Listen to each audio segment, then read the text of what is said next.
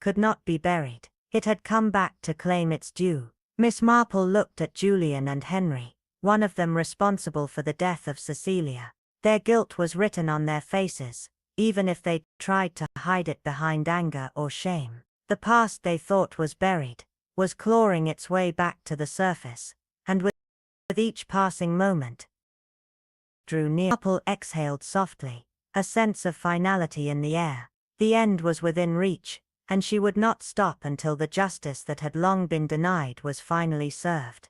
In the grand drawing room of Carstairs Manor, the atmosphere was thick with anticipation. The only sound that broke the silence was the faint ticking of the old grandfather clock in the corner, its rhythmic chimes marking time as if counting down the moments until the truth would be revealed.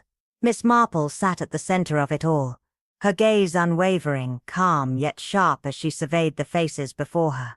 Julian Carstairs sat across from her, pale and fidgeting, his eyes avoiding hers as though he could somehow escape the inevitable. Henry Forsyte, standing stiffly with his arms folded, seemed to hold himself together only by sheer force of will, his usual composure gone, replaced by an unmistakable air of tension. The room seemed to hold its breath, as if the walls themselves were waiting for the final revelation. The tension in the room was palpable, a thick, suffocating weight that pressed down on everyone. Henry Forsyte's usual composure had crumbled, his jaw tense and his fingers twitching as if he could no longer hold his calm demeanor in place. Alice Forsyte, seated quietly by the window, seemed unaffected at first glance.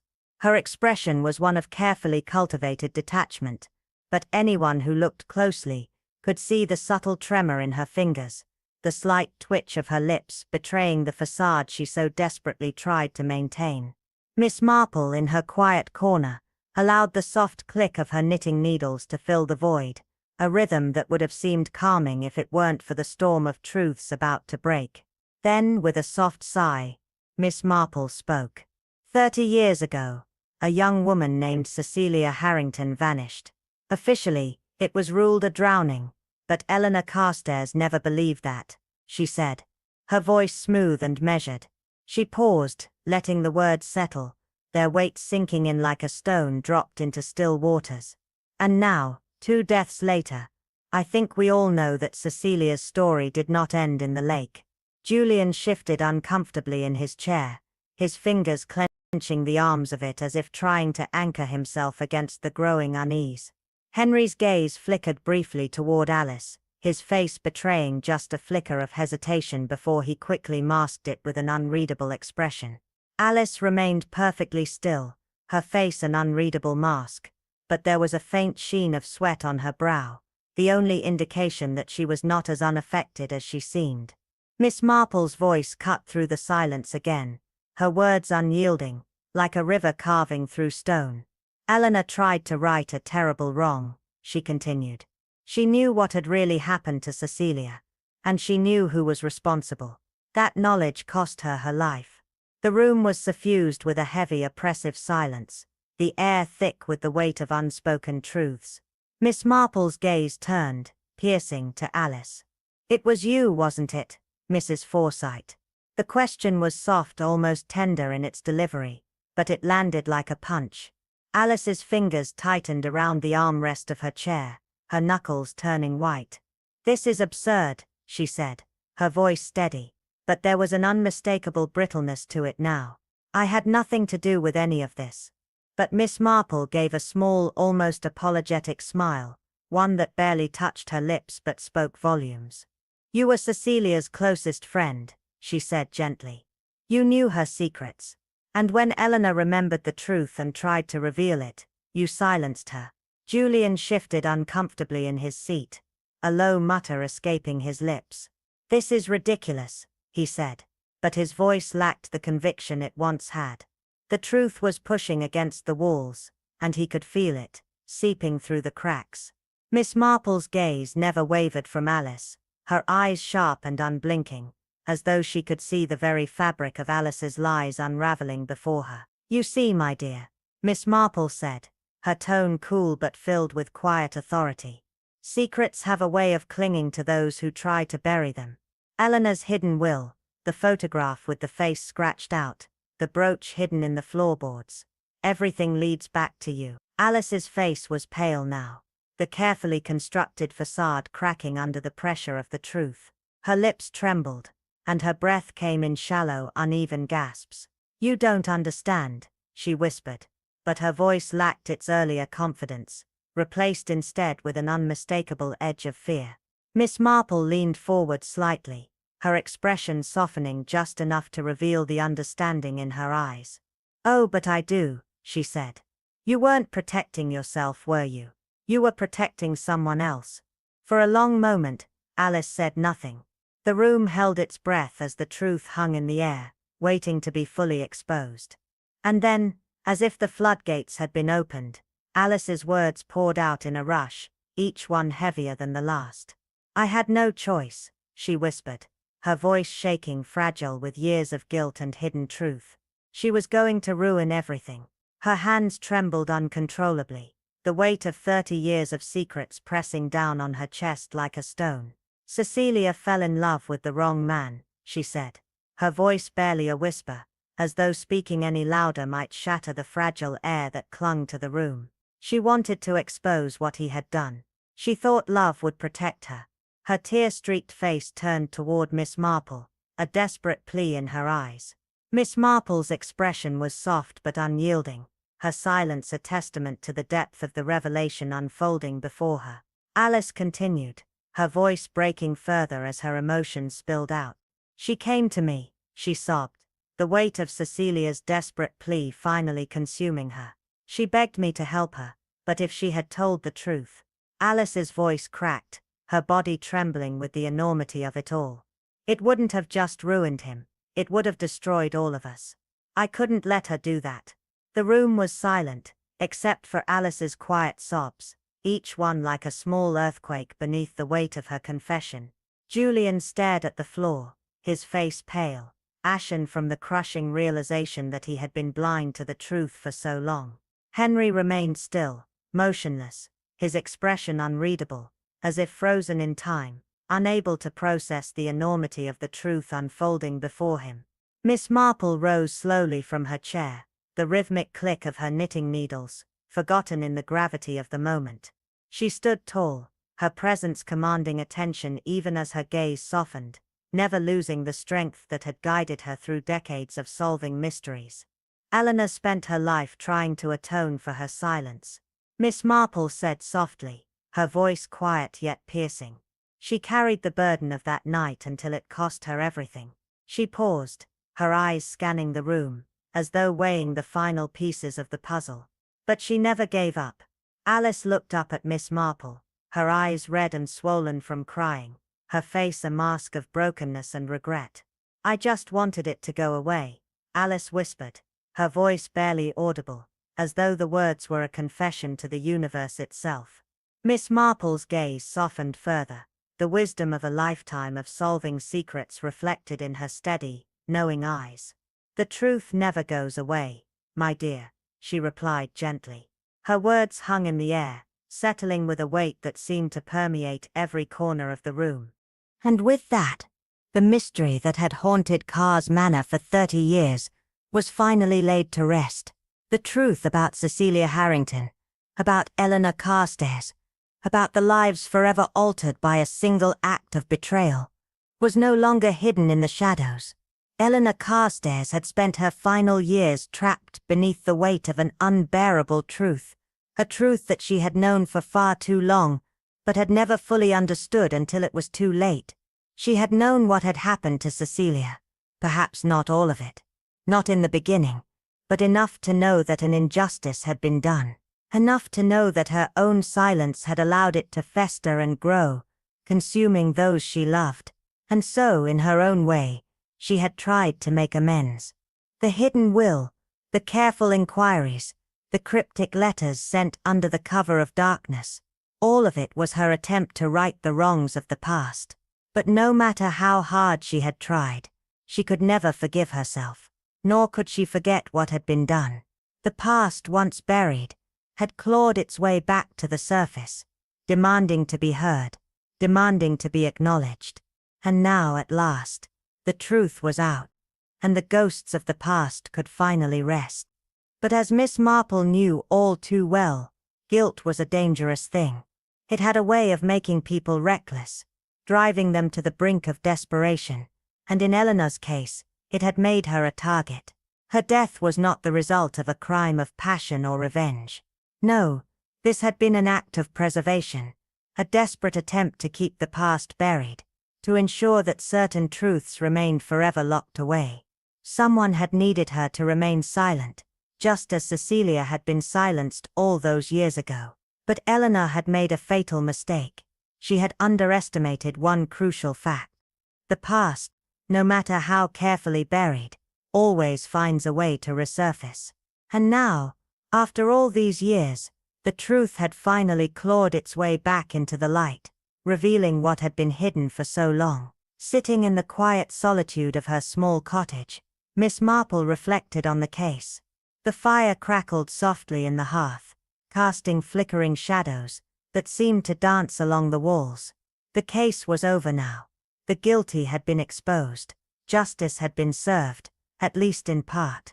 Yet, despite the resolution, an unsettling heaviness lingered in the air. She had always believed that seeking the truth was a noble pursuit, that bringing light to darkness was a duty she could never abandon. But now, as she sat there in the stillness of her home, she found herself questioning that belief. Had Cecilia, all those years ago, believed the same thing? Had she thought that the truth would protect her, only to find that some secrets could not be unearthed without dire consequences? Miss Marple sighed, folding her hands in her lap, the weight of her own thoughts pressing down on her like a storm cloud. She knew deep down that she would always choose the path of truth. It was simply who she was. But in rare moments like this, she wondered, was it always the right thing to do? The photograph on the table before her told a story frozen in time. 3 young women, each holding a piece of a secret that would change their lives forever. Eleanor, poised and watchful, always the protector. Cecilia, bright-eyed and unaware of the storm brewing just beyond her reach. And Alice Forey, a woman who had once been a friend, before fear and guilt turned her into something else entirely. Miss Marple traced her finger along the edges of the photograph, the worn paper a silent witness to the years of secrets it held. She had solved the case. She had uncovered the truth, and yet as her eyes lingered on Cecilia's face, she could not shake the feeling that this had been the closest she had ever come to failing. The past had almost won, almost managed to stay hidden forever. Miss Marple exhaled softly, the sigh heavy with the weight of what could have been. Then, with a gentle motion, she tucked the photograph away, out of sight. Some mysteries, she knew, lingered long after the answers had been found. Some wounds never fully healed. And some, like Cecilia's, took far too long to be seen. The truth had come too late. The morning air was crisp, a gentle reminder that autumn was approaching, and Miss Marple welcomed its sharpness as she settled into her favorite armchair with a cup of tea. The day had begun in an ordinary, peaceful way, the way she liked it, until the post arrived. Among the usual assortment of bills and letters, one envelope caught her eye. Unlike the others, it was heavy, its edges slightly tattered, as though it had endured years of neglect. The paper was thick, yellowing with age, and the handwriting, though elegant, was shaky, as if written by someone in distress. Elena Carstairs, a name from Miss Marple's past, a name that stirred distant memories she had long since buried. Carefully, she unfolded the letter, the ink slightly blurred in spots, a sign of hastily penned words. My dear Miss Marple, I hope this letter finds you, though I fear the circumstances may not be in your favor. There are matters of great urgency that I must speak of, things I should have revealed long ago, but fear kept me silent. For years I have lived with shadows, but I believe now, the shadow I feared has found me. Please, if you can spare the time, come to Cast's Manor. I do not feel safe here. The letter trailed off, no further details, just the haunting echo of fear. Miss Marple's fingers lingered over the paper, the message soaking into her like cold rain. She didn't need more to understand. The urgency, the fear this was real. She gazed out of her window, the mist curling through the streets, her mind already piecing together fragments of the past. Elena Carstairs had once been a striking woman, someone who effortlessly commanded attention. But now she was a ghost, writing in desperation, a life unraveling at the seams. Whatever Elena had kept hidden for so many years was no longer a secret, and it had come back for her. Miss Marple knew too well that the past had a way of clawing its way back, no matter how deeply buried it seemed. Turning the letter over in her hands, she thought about the word shadows, shadows from a time long forgotten. What kind of shadows could Elena be hiding? Had it been a mistake, a crime, or something darker that refused to stay buried? There had been whispers, vague talk in the village, about Elena's sudden withdrawal from society, something about a tragedy involving a girl, Cecilia, who had vanished. The details were always murky, lost in the polite silence of small-town gossip. But Elena had never once reached out to the authorities, nor had she confided in anyone else. She had come to Miss Marple. Miss Marple's thoughts were interrupted by the postmistress, Mrs. Jenkins, who came rushing in with news that would change everything. Terrible news, Miss Marple. It's about Elena Carstairs. She hesitated, lowering her voice. They found her, dead in the garden at Carst's Manor. They say it was an accident, but it doesn't sit right with me. Miss Marple's fingers tightened around her handbag, her instincts flaring. An accident? No, this wasn't an accident. A woman in fear for her life had sought her help only to be found dead before she could speak. Miss Marple's mind raced, the pieces clicking together. Someone had silenced her, timely, deliberate, and absolute. What happened? Miss Marple asked quietly. Her housekeeper, Lydia Fairfax, said Miss Carstairs must have slipped, hit her head. Mrs. Jenkins trailed off, the suspicion in her voice clear. But it just doesn't feel right to me, Miss Marple. Stepping into the cold morning air, the letter still tucked in her coat pocket, Miss Marple's mind churned with questions. What had Elena uncovered or remembered that had cost her life? What was hidden in the shadows of Carst's Manor? And what had driven Elena to reach out to her after all these years? There was more to this than a simple tragedy, and Miss Marple was determined to uncover the truth, no matter where it led. Miss Marple stepped carefully through the creaking gates of Carst's Manor, her senses immediately attuned to the peculiar stillness that seemed to envelope the house. The towering structure loomed before her, its once proud facade now smothered by ivy and the weight of time. There was an unsettling silence about the place, as if it had long ago ceased to be a home, and instead become a tomb of forgotten memories. As she entered through the grand oak doors, the air inside felt stale, thick with the burden of unspoken secrets. Lydia Fairfax, the housekeeper, stood rigidly in the hallway, her face an unreadable mask, but Miss Marple's trained eyes saw the subtle signs of tension, a clenching of her hands, a momentary falter before she spoke. "You'll want to see the study," Lydia said, her voice oddly calm, yet laced with something fragile. Miss Marple followed, noting every detail, from the untouched table to the wilted flowers in a vase, the faint smell of dust and old paper beneath it all, things left forgotten or deliberately abandoned. In the study, the locked drawer caught Miss Marple's attention, its key left carelessly in plain view. Inside, among old letters and receipts, was a folded note, its paper fragile, the ink smudged but still legible. She knows the truth, but does she remember? The question echoed in Miss Marple's mind, each word steeped in foreboding. What had Elena Carstairs known, and what had she forgotten? The past, it seemed, was not finished with Elena, and the shadows that had haunted her for so long were finally clawing their way back into the present. Lydia lingered in the doorway, her eyes flicking to the note in Miss Marple's hand, her voice betraying a rare unease as she spoke of Elena's troubled nature. She would write things down,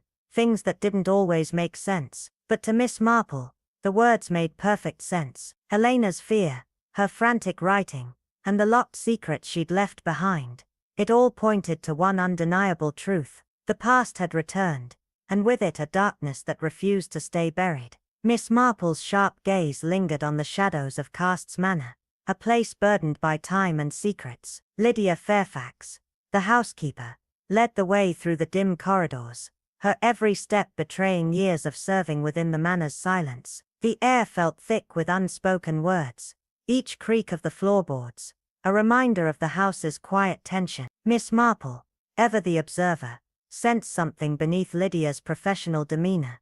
Grief, yes, but layered with something far more cautious, perhaps even fearful. "You were with Miss Carstairs for many years?" Miss Marple inquired softly, watching as Lydia's hands clenched at her sides. The housekeeper hesitated, then spoke, her voice tight. "As well as anyone could," she admitted. But Miss Marple's trained eyes caught the flicker of something more, something unsaid. It was the fear of a woman who had witnessed too much. As they continued, Lydia confessed that Elena had become increasingly paranoid in her last weeks, claiming to hear things and believe someone was lurking in the house. The words fell heavily on the air, carrying the weight of a truth Miss Marple would not ignore. When they reached the drawing room, Julian Carstairs stood by the fireplace, his posture too composed, too calculated. His smile was practiced, his eyes a different story, eyes that spoke of debts and pressures, not grief. "A dreadful business," he remarked with the cold detachment of someone eager to move past the tragedy, yet his restless gestures betrayed his unease. Miss Marple's voice was steady, but piercing as she asked, "Do you believe it was an accident, Mr. Carstairs?" The brief tightening of his jaw, the fleeting glance toward the door, it was clear he feared the question. "Of course," he said, his tone dismissive, but Miss Marple's unwavering gaze remained on him, as if peeling back the layers of his carefully constructed facade. Dr. Miles Barton, the town physician, was no less eager to close the case. His words flowed smoothly, a rehearsed denial of foul play. Yet Miss Marple noted the urgency in his tone, his impatience to be done with the matter, as though the truth was something he couldn't be bothered to uncover. A fall, he claimed. No signs of struggle, too simple, too neat, and in Miss Marple's experience, far too quick to dismiss. She studied him carefully, her mind already piecing together the contradictions, sensing a deeper, darker story hiding behind the facade of certainty. As the conversations unfolded, Miss Marple was not simply listening, she was unraveling the threads of a carefully spun web, one that she knew would soon reveal a far more sinister truth than anyone was ready to confront. Alice's lips curled into a thin smile, one that barely concealed the unease beneath. "As well as one knows a neighbor," she replied, her voice controlled, but there was something in her eyes, an unreadable depth that Miss Marple did not miss. Henry cleared his throat awkwardly, his voice betraying the tension in his shoulders. "Terrible business," he muttered, but the tremor in his voice gave him away. Miss Marple noted the subtle shift, the way Alice's grip on her glass tightened at the mention of grief. It wasn't grief that avoided eye contact, or darted nervously to the door as though desperate to flee. The weight of unspoken truths pressed heavily on the couple, yet their composed facades remained intact. Miss Marple, with her quiet perceptiveness, continued, "It must be unsettling, losing someone so suddenly." Alice's smile remained fixed, but her voice dipped just slightly. "Unsettling. Yes, but some things are better left undisturbed." The words, though calm, echoed a familiar note of caution. Miss Marple, having encountered such sentiments many times before, recognized them as defense mechanisms of those with much more to hide than they cared to admit. As the evening wore on, Miss Marple found herself alone in the dimly lit hallway of Carstairs Manor. The silence in the house was overwhelming, the kind that lingered long after the last guest had departed.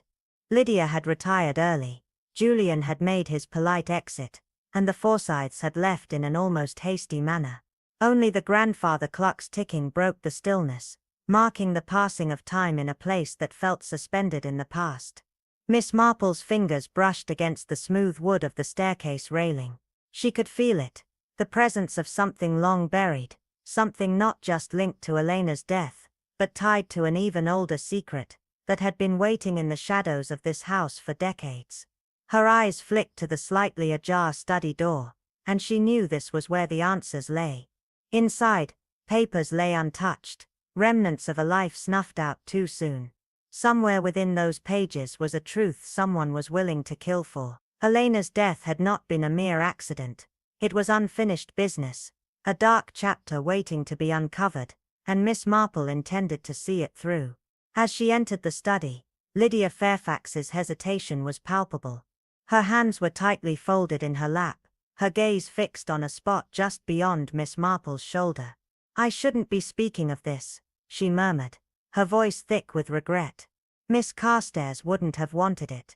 Miss Marple said nothing, allowing the silence to weigh heavily between them. Lydia's exhalation was slow, almost reluctant. She was afraid, Lydia confessed, her voice breaking. Not just recently. Always. She never said it outright, but I saw it. The way she checked the locks every night. The way she startled at every noise. She was terrified. Miss Marple leaned in, her voice soft. "Did she ever say why?" Lydia's eyes flitted nervously. Then she shook her head. "Not directly. But once, a few months ago, she thought she saw someone outside, staring up at her window." Lydia's face was clouded with something close to guilt, perhaps regret. "I told her it was nothing, just the wind, a trick of the light. But now I wonder." Miss Marple nodded slowly, absorbing the words. Fear had left its marks on Elena, creeping into her life and shadowing her every move. It was a fear that now seemed to have followed her even into death. As Miss Marple carefully examined the study, her fingers tracing the edges of the bookshelves, she was not simply looking for what was visible. She was searching for what had been hidden, something that had been carefully concealed. And then her fingers brushed against a row of books that were slightly askew. She pressed them gently aside, revealing a leather-bound journal. The pages inside were filled with Elena's handwriting, fragments of thoughts, observations, and perhaps most telling, a glimpse into the fear that had consumed her. This journal, Miss Marple knew, was more than just a record of a life. It was the key to unlocking the deadly secrets buried deep within Carstairs Manor. The journal was neat, yet the hurried strokes of the pen revealed a deeper tension, an urgency, as if the writer had been trying to keep something hidden for far too long. It wasn't a collection of daily musings or random thoughts, but something far more significant. As Miss Marple turned the pages slowly, each entry seemed more like a fragmented puzzle, recollections of events that had tormented Elena for years. Her name appeared repeatedly, each mention growing darker, more frantic. The ink became heavier with each passing entry, and the pressure on the paper grew more intense.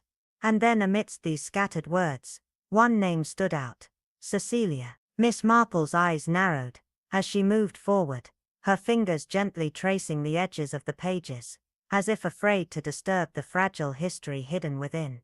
Cecilia Harrington.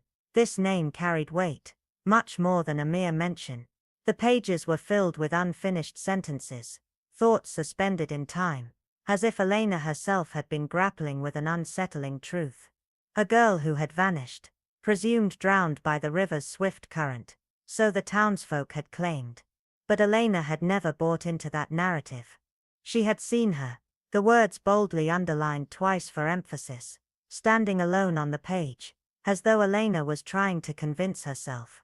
Miss Marple felt a chill run down her spine. Elena had seen Cecilia, after her supposed death. It made sense of the fear, the endless secrecy. It explained Elena's obsession with the past, her refusal to let go.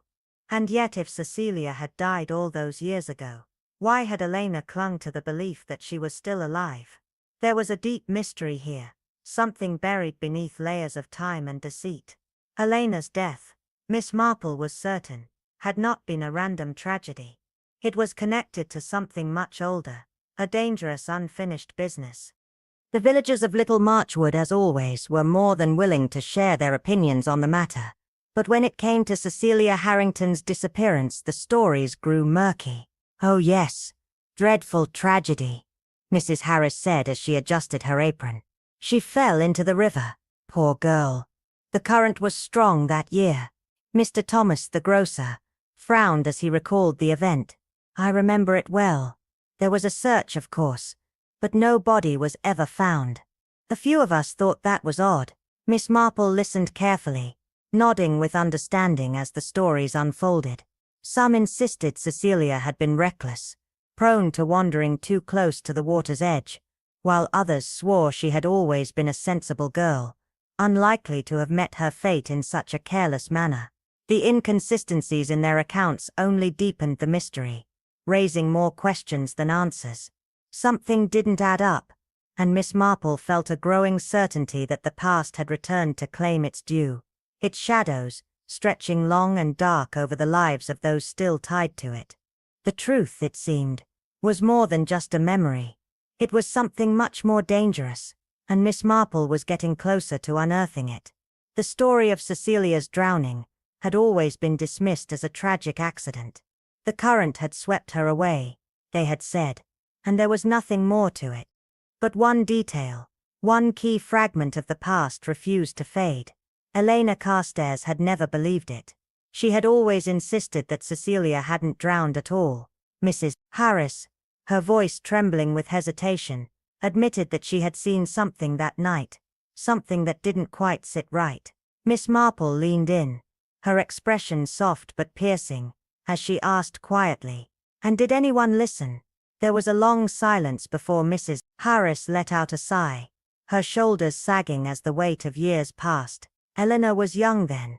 People thought she was grieving, imagining things. Miss Marple's sharp gaze remained fixed on Mrs. Harris, her mind turning over the words carefully. Imagination could deceive, but a woman who had carried such doubt for 30 years, who had never let go of that belief, this was not the mark of someone lost in grief. This was the instinct of someone who had sensed the truth, yet had been ignored. That night, as the wind rustled through the trees and the distant hoot of an owl echoed in the distance, the house fell into an eerie silence. Miss Marple sat by the window of her guest room, her knitting needles idle in her lap, a quiet observer in the vast stillness of Carstairs Manor. The house seemed to settle into the night, its creaks the only sound breaking the oppressive silence. Then through the murk of the night, Miss Marple saw it, a figure standing just beyond the garden hedge, its presence stark against the shadows. For what seemed like an eternity, neither the figure nor Miss Marple moved. She remained perfectly still, her gaze unwavering, her sharp eyes studying every detail. The figure was cloaked in shadow, its features obscured, but something about the posture, something in the way it lingered, as though watching, set off a shiver down Miss Marple's spine. And then, just as quickly as it had appeared, the figure faded into the night, as if swallowed by the darkness itself. Miss Marple didn't flinch. She stayed in her chair, unblinking, for a moment longer, before she quietly set her knitting aside. Elena had been afraid. Now it seemed, there was every reason to understand why. Morning arrived with a thick mist rolling across the grounds of Carstairs Manor, the fog clinging to the house and shrouding it in an almost supernatural stillness. Miss Marple descended to breakfast, but her mind was already elsewhere, tracing the threads of everything she had learned. Cecilia's disappearance had been brushed aside as a tragic accident, but Elena had never accepted that explanation. There was something more to it, something hidden, something that had been waiting for the right moment to resurface. The pieces were starting to fit together, and Miss Marple could feel the darkness closing in around them. The past had returned in whispers, unsettling, unwilling to stay buried. Elena Carstairs had hidden a journal, one filled with doubt, yet now it was no longer just the pages that held secrets. It was the shadows, the lingering presence that Miss Marple had seen in the dark, that confirmed it. History was not content to remain silent any longer. It demanded to be heard. As Lydia Fairfax poured tea with careful hands, her eyes flickered toward Miss Marple. "Did you sleep well, Miss Marple?" she asked, her voice betraying the smallest edge of tension. Miss Marple smiled gently, her gaze steady. "Well enough, though, I wonder." She paused, her voice soft but probing. "Has anyone else ever mentioned seeing a stranger near the estate?" Lydia's grip on the teapot tightened, just a little, but enough to betray her unease. "No," she answered quickly, but the lie was evident, not an outright falsehood, but a half-truth. Miss Marple stirred her tea slowly, her eyes narrowing ever so slightly as she observed Lydia's reaction. Elena had spent years haunted by the past, convinced that something had been hidden, something sinister buried beneath the surface, and now it seemed that someone was determined to keep it buried, to prevent the truth from ever being revealed.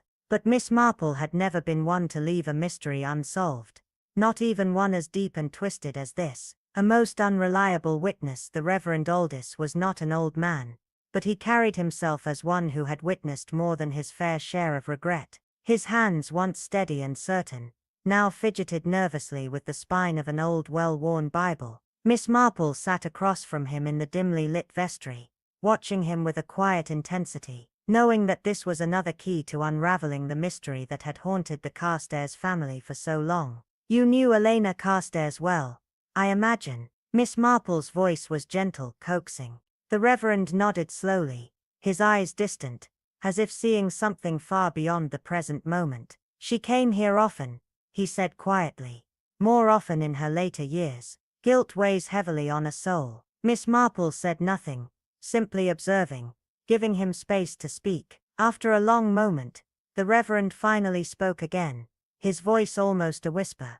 "There was something she told me years ago, something that troubled her deeply. She claimed she had seen Cecilia, after her supposed death." Miss Marple's knitting needles remained still in her lap, her entire focus now on the Reverend. She did not rush him. "Go on," she murmured softly, urging him to continue.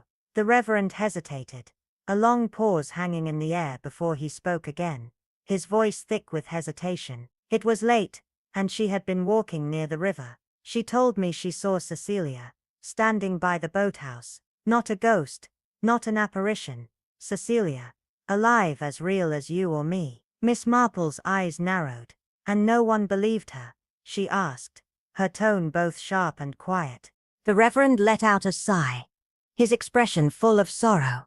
"I did not know what to believe," he admitted, his hands gripping the Bible tightly now, as though it were the only thing keeping him grounded. Miss Marple studied him carefully, her gaze never leaving him, sensing the deep regret that had festered in his heart for years. Regret, she knew, often spoke louder than guilt, and in the Reverend's eyes, she saw it clearly. The torment of someone who had listened to the confessions of a woman too burdened by the weight of her own truth to let it go. As the Reverend spoke, Miss Marple's mind raced, connecting the fragments of the story. Elena's study, the journal, the whispers of doubt, and now this new revelation. The truth was out there, but it was hidden beneath layers of fear, guilt, and memories too painful to face. But Miss Marple would not rest until she uncovered every secret, no matter how long it took, no matter how many shadows stood in her way. The room was untouched, still, as if waiting for its former occupant to return. Yet Miss Marple knew well that the dead rarely reclaimed what they had left behind. She moved with quiet precision, her fingers brushing over the meticulously arranged papers on the desk. Each document seemed to serve a purpose, yet it was what was hidden beneath them that caught her attention. There, buried under a stack of old receipts, was something that didn't belong. An old ledger. The ink was faded, the pages worn from years of use, but the entries within were clear enough. Payments had been made at irregular intervals, sums withdrawn under vague notations. Miss Marple's sharp eyes narrowed in concentration. This wasn't the kind of record one would expect to find in a household account. No, this was something else entirely. Blackmail. The pattern was unmistakable. Someone had been extorting Elena Carstairs for years, and yet, despite the clear financial trail, she had never gone to the authorities, never once spoken a word of it. Why? Miss Marple's suspicions solidified. There was something more here, something darker than just Elena. Tracing her fingertip over the final entry, the amount withdrawn was unusually large, almost desperate. Just weeks before Elena's death, had she attempted to end the arrangement? Had someone decided at long last that silence was safer than continuing the deadly game of blackmail? With deliberate care, Miss Marple closed the ledger, her mind turning over the implications. Elena had paid a steep price to keep the past buried, and it seemed that price had finally cost her life. Julian Carstairs, who prided himself on his composure, had inherited not only the family estate, but also a certain refinement, a well-maintained dignity in all circumstances. But Miss Marple had seen countless masks in her time, and she knew when one was starting to crack. Julian's voice was smooth, almost rehearsed as he explained. I was in London that night. Several people can confirm it. Miss Marple simply nodded, a small knowing tilt of her head. And yet you returned quite promptly after your aunt's passing. A rather immediate journey, wouldn't you say? Julian's fingers tapped idly against the side of his chair, his posture still, but his eyes shifting ever so slightly. Naturally. She was my aunt. Miss Marple smiled gently, as if agreeing with him. But beneath her calm expression, she was keenly aware of the subtle tension in his voice, the slight tremor in his controlled demeanor. The pieces of the puzzle were falling into place, and Miss Marple knew that no one, not even Julian Carstairs, could keep their secrets hidden forever. The truth, it seemed, was slipping out, were ready for it or not. Julian's gaze remained cold, but his jaw tightened ever so slightly. You don't seem particularly grief-stricken, Miss Marple observed quietly, her voice like a gentle breeze that still carried a sharp edge. His lips pressed into a thin line, and his eyes narrowed with barely contained tension. What exactly are you suggesting? He asked, his voice steady, but betraying a flicker of unease. Miss Marple continued to study him, her gaze almost casual, but unrelenting in its scrutiny. Only that grief, like truth, has a way of revealing itself in time, she said softly. The words hung in the air, and for just a brief moment, there was a flicker of uncertainty in Julian's eyes. The kind that comes when a man realizes he is being observed too closely. He exhaled sharply, forcing a smile that didn't quite reach his eyes. Miss Marple, you are a guest in this house, he said, his tone shifting ever so slightly to one of warning. I would hate for you to overstep. Miss Marple inclined her head slightly, as though in deference, but her mind remained unwavering. She had never been one to heed a warning, especially not from a man who clearly had far too much to lose. Later, as the shadows of dusk lengthened in the study, Miss Marple sat alone, the weight of Elena's journal resting beside her. The pages, worn by time and troubled hands, told a story long forgotten by most, but not by Miss Marple. The ink, smudged and hurried in places, spoke of a hidden truth, one that had been buried beneath layers of lies. Cecilia Harrington, gone, presumed drowned. Her body never recovered. And yet, Elena Carstairs, the only one who had ever questioned that story, was now dead. The pieces were slowly falling into place, but the pattern was still incomplete. Miss Marple traced a finger along the frantic loops of Elena's handwriting, as though trying to extract meaning from the desperate scrawl. Elena had known something about Cecilia's fate, but had she remembered, had something from her past, something deeply buried, risen to the surface in her final days? The journal seemed to whisper secrets that had waited years to be uncovered, and now, with Elena's death, it seemed the truth had become far more dangerous than anyone could have anticipated. The storm outside mirrored the growing storm within the walls of Carstairs Manor. Miss Marple sat by the window, her mind carefully piecing together the puzzle before her. She had seen this before, secrets so deeply woven into the fabric of the past, that their unraveling threatened to tear apart everything in their wake. Elena Carstairs had been silenced, but Miss Marple knew the truth had a way of surfacing, no matter how long it had been buried. The past had a way of making itself heard, even if it had to destroy everything in its path. Suddenly, a knock at the door broke through her thoughts, a sharp interruption in the quiet stillness of the room. Miss Marple's eyes flickered toward the door, her senses immediately alert. Whatever had been waiting in the shadows was ready to emerge, and she would be ready to face it head-on. The mystery was far from over. If anything, it was only just beginning. Lydia Fairfax entered the room with a noticeable hesitation in her step, her hands twisting nervously to Miss Marple, you ought to be careful, she said, her voice barely above a whisper. Miss Marple turned toward her, offering a reassuring smile, her eyes warm yet perceptive. And why is that, my dear? She asked, her tone gentle yet probing. Lydia paused, her fingers knotting in anxious motion, and then spoke with palpable discomfort.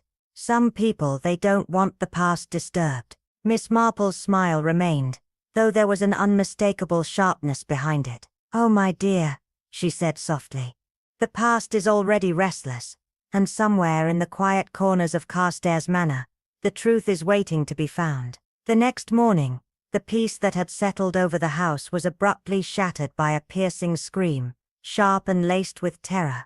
Miss Marple was already at the window when the commotion reached her ears. She saw a small group gathered in the garden, near the overgrown hedges. At the center of the disturbance, lying motionless in the damp grass, was Lydia Fairfax. She wore her usual modest housekeeper uniform, but now the crisp white collar was askew, and the fabric was creased as though she had struggled. Around her neck, a silk scarf was twisted so tightly, it could only have been deliberate. Miss Marple descended the staircase with a quiet deliberation, the steady movements of someone who had seen death before.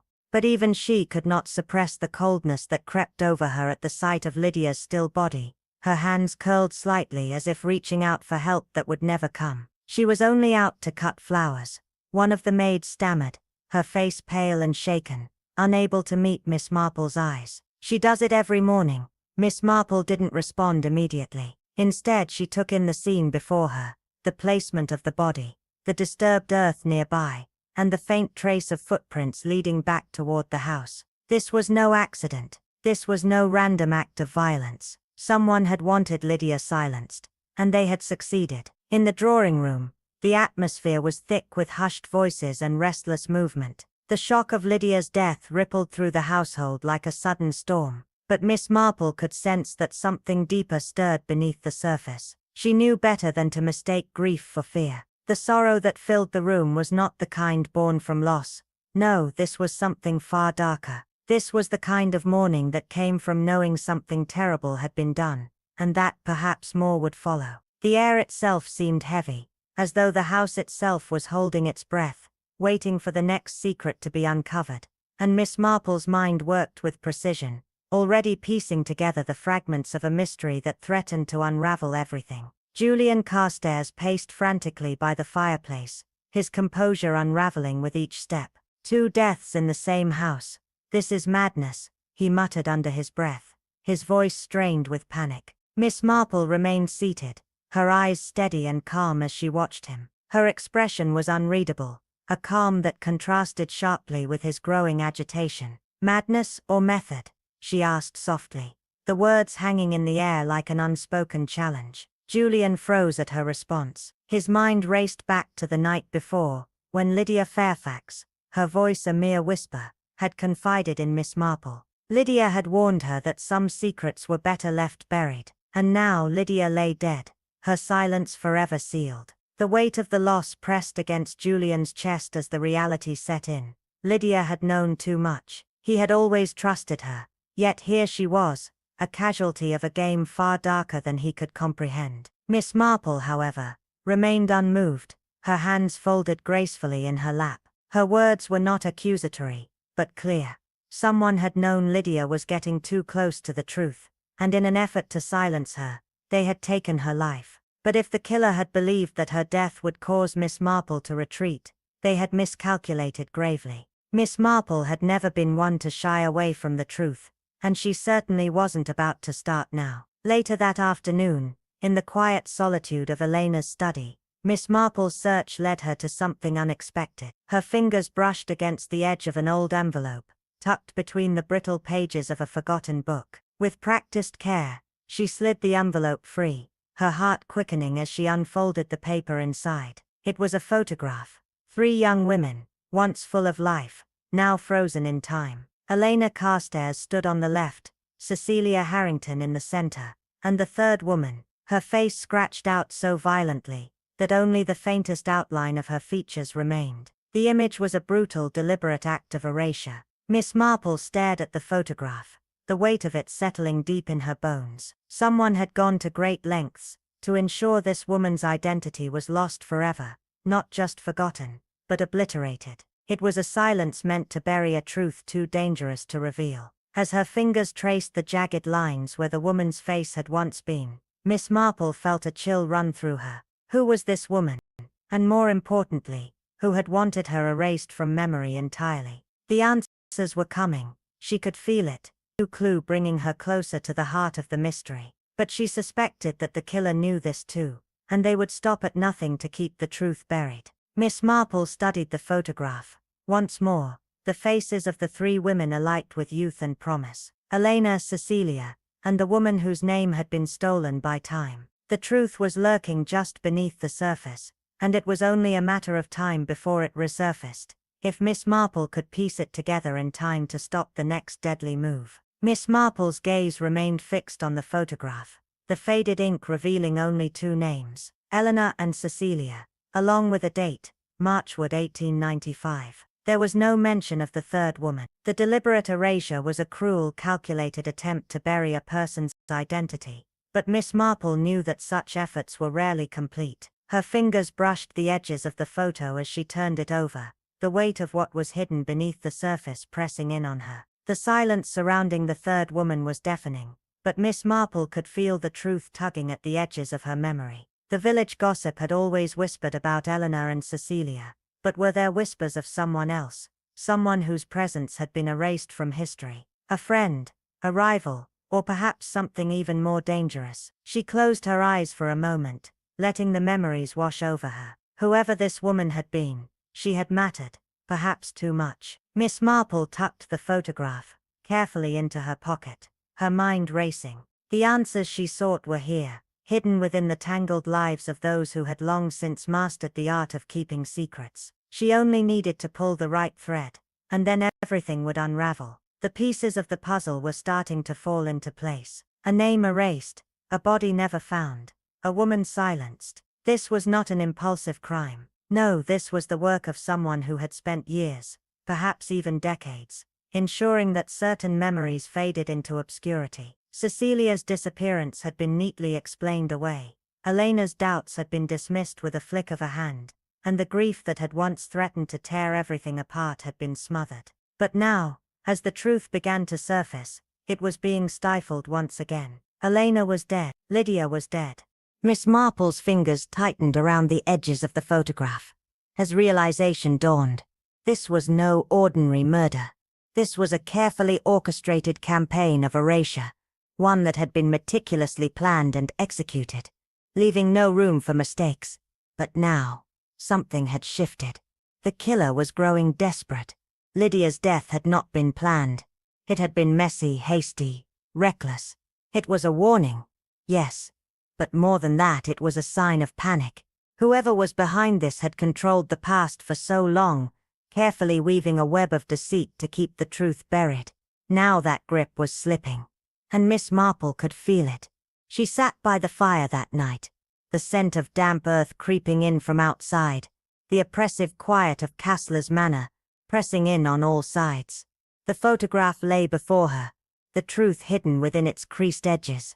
Miss Marple could feel the tightening of the noose. The killer's patience was unraveling, and the game was nearing its end. But the killer had made one fatal misstep. They had missed a thread, a detail that Miss Marple had seized upon. And now, she would not let it go. The past had been controlled for far too long, but the future, Miss Marple was certain, was about to rewrite everything. Miss Marple sat in her chair, her eyes trained on the dark window, as she sensed the quiet that enveloped the night. Somewhere out there, in the stillness, the murderer was lurking, waiting for the perfect moment to strike again. She took a measured sip of her tea, letting the warmth seep into her bones while her mind worked furiously, piecing together the fragments of the puzzle. Time was running out, for both the murderer and whoever would be next. The tension in the manor was palpable, a thick, suffocating air that seemed to grow heavier by the minute. Chapter 6. The Man in the Mirror unfolded before her like a slow, deliberate dance. Miss Marple had long known that people, when under pressure, would always betray themselves, revealing secrets they never intended to. So she set her trap with calculated precision. An old letter from Elena Carstairs, unearthed from among her personal belongings, was carefully altered, its contents a mix of truths and half-formed speculations. It suggested a connection, a relationship that went beyond what anyone had suspected. It hinted that Elena had known something far darker than she had ever let on. Miss Marple didn't need to read the letter herself. She simply needed to observe. She watched Julian Carstairs receive it, his fingers betraying him as they tightened around the paper, his gaze flickering nervously toward the door. Alice Forsyth, on the other hand, read it with an icy calm. But Miss Marple caught the faint tremor in her hands as she folded the letter, as if she were trying to hide the truth within the folds of her own unease. Dr. Miles Barton hesitated, almost as if unsure of whether he should even touch it. His eyes scanned the room, searching for any sign of danger, before finally reaching for the letter. As he read it, his features hardened, his jaw clenched, and his breath grew shallow, though just for a split second. That brief change in him did not go unnoticed by Miss Marple. It was in these subtle shifts that the truth hid, slipping past the barriers people so carefully constructed. The reactions were telling. Someone among them knew what Elena had been investigating, and now they feared that her final words might not have died with her. The night deepened, restless and unnerving, as a gust of wind rustled the branches outside, causing them to rattle against the window panes of Carstairs Manor. But Miss Marple did not hear the wind. She heard movement, a careful, deliberate sound of footsteps, almost imperceptible but unmistakable in the silence. The door latch creaked, slowly, almost methodically. Someone was inside the house. Miss Marple didn't flinch. She sat still, her fingers loosely resting on a book in her lap, pretending to be lost in its pages. But her senses were alive to every subtle sound. She heard the soft shuffle of footsteps, the quiet, deliberate pulling of drawers, the rustling of papers. Whoever it was, they were searching, and the urgency in their movements spoke volumes. They were desperate, frantic even, and that desperation only confirmed what Miss Marple had already suspected. The killer was growing bolder, making mistakes, leaving traces. The game had shifted, and Miss Marple was ready to see it through to the end. The sound of the cupboard door clicking shut echoed through the stillness, and for a brief moment, there was nothing, an eerie, heavy silence that hung in the air like a curtain. Then, just as quickly as the presence had arrived, it vanished. Miss Marple exhaled softly, her breath steady as she set her book aside. The game had shifted. Whoever had been searching was growing increasingly desperate. Fear was a powerful motivator, and Miss Marple knew it well. Even the most meticulous of murderers, when cornered, could make the smallest of errors, and it was those errors that would give them away. Dr. Miles Barton, the ever-composed and controlled man, seemed to be bearing the weight of his own inner turmoil that night. Miss Marple observed the subtle changes in him, his stiffened posture, the guardedness in his eyes. It was as if the recent events had peeled back the layers of his calm exterior, revealing something beneath, something far more vulnerable. "I imagine the recent events have been quite distressing for you, Doctor," she said casually, her tone light as she settled herself comfortably into the chair across from him. Dr. Barton forced a smile, the kind of smile that didn't quite reach his eyes. "For all of us, Miss Marple," he replied, his voice carefully controlled. Miss Marple let the silence linger between them, allowing the tension to grow before reaching into her bag. With deliberate slowness, she placed a photograph on the table, one that had haunted her thoughts ever since she first saw it. A picture of Elena Carstairs, Cecilia Harrington, and a third woman, whose face had been scratched out, obliterated as if she had never existed. Dr. Barton's reaction was immediate and telling. His eyes flickered to the photograph, then quickly shifted away, his throat tightening as he swallowed nervously. Miss Marple, sharp as ever, caught the movement. She leaned in slightly, her voice soft but insistent. "You knew her, didn't you, Doctor?"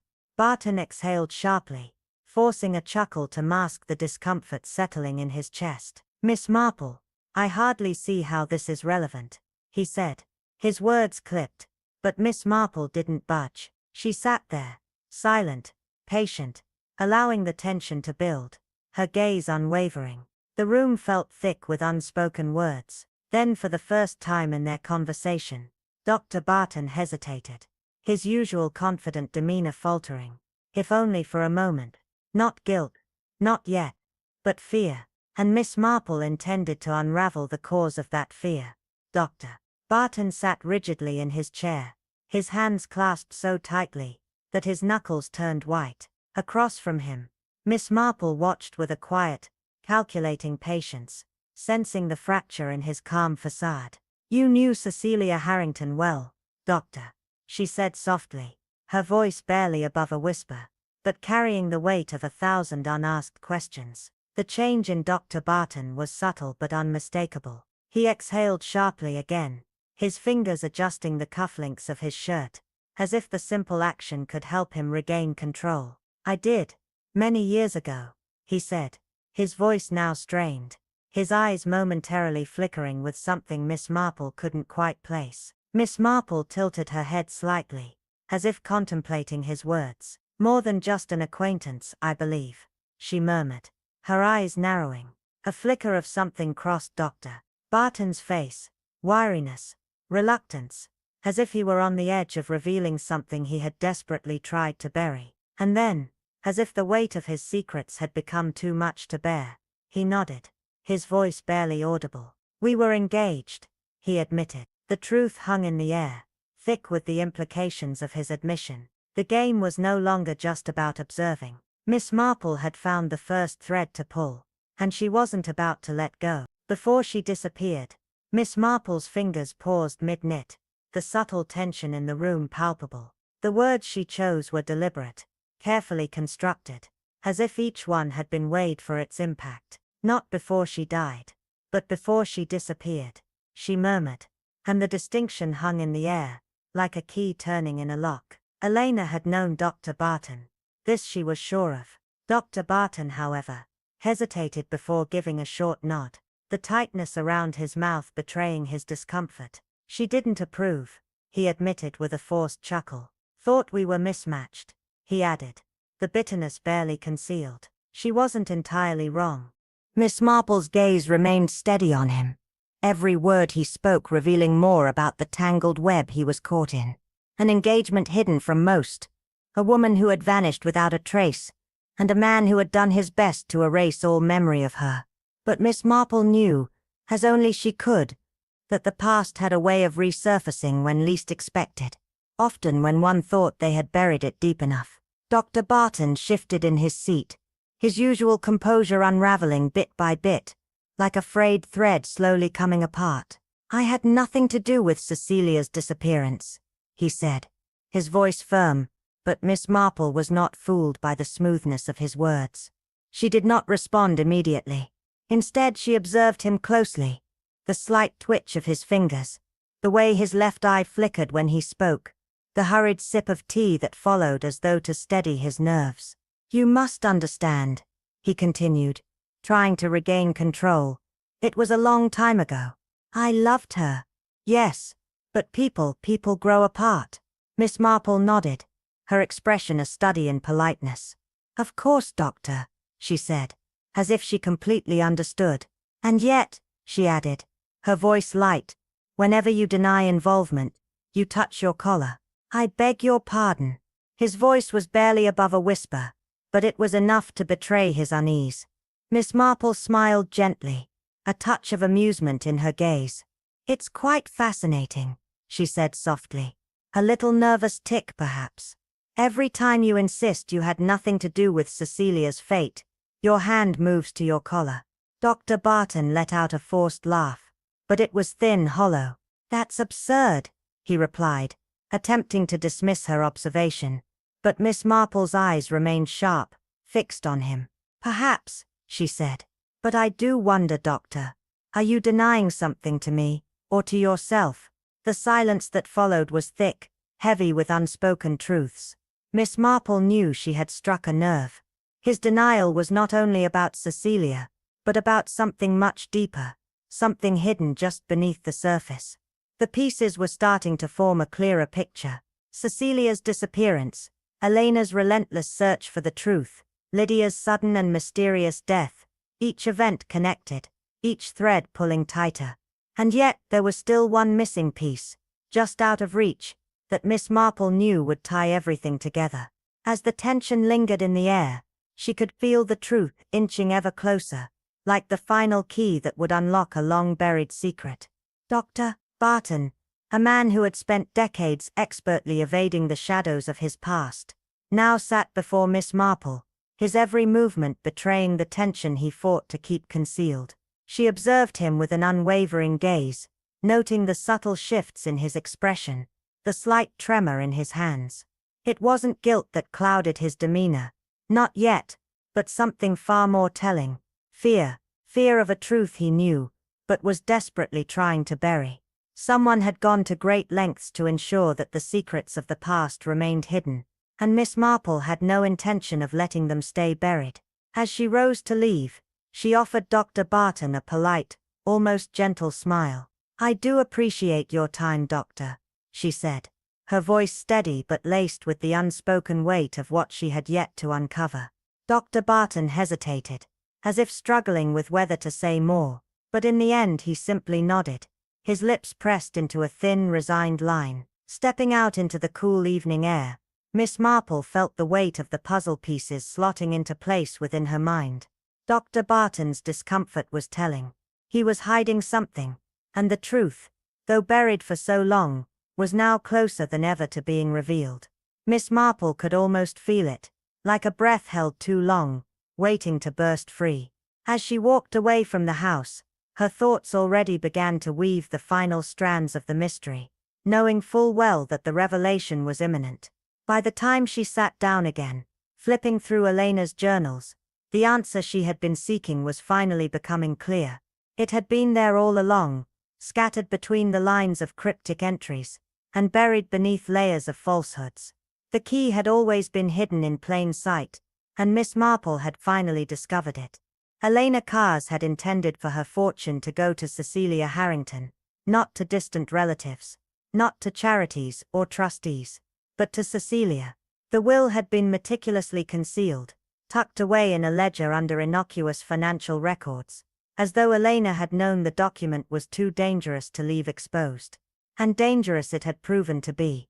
The will, if executed, would have shifted the entirety of Elena's wealth into Cecilia's hands. But Cecilia had disappeared before it could be put into motion, and with her absence, the fortune fell into the hands of someone else, someone who had benefited immensely from her vanishing. As Miss Marple sat back, her hands resting lightly on the fragile pages of the unsigned will, she realized the full magnitude of what this meant. The motive had always been there, lurking in the shadows, just waiting for someone to connect the dots. Had Elena, in her final days, recalled the consequences of her decision? Had she realized the mistake she had made, the crime that had been allowed to unfold, unchecked? The pieces of the puzzle were finally falling into place, but the real question remained: who had killed to ensure the fortune would never reach Cecilia? The silence in Miss Marple's mind deepened, as the weight of the mystery's final revelation loomed ever closer. For 30 years, the truth had remained dormant, buried beneath layers of time and deception. But Miss Marple knew better than anyone that the past could never stay hidden forever. It always clawed its way to the surface, no matter how deeply one tried to bury it. The old boathouse stood at the edge of the lake, forgotten and decaying, a testament to years of neglect and abandonment. The weathered wood and cracked windows told stories of a time long past, a time when it had been a place full of life, now reduced to a rotting shell. It was here, decades ago, that Cecilia Harrington had last been seen. The place had been left to fester, a silent monument to an unresolved mystery. As Miss Marple stepped inside, the musty scent of damp wood and stagnant air filled her lungs. The thick, oppressive atmosphere was almost suffocating. Yet she remained undeterred.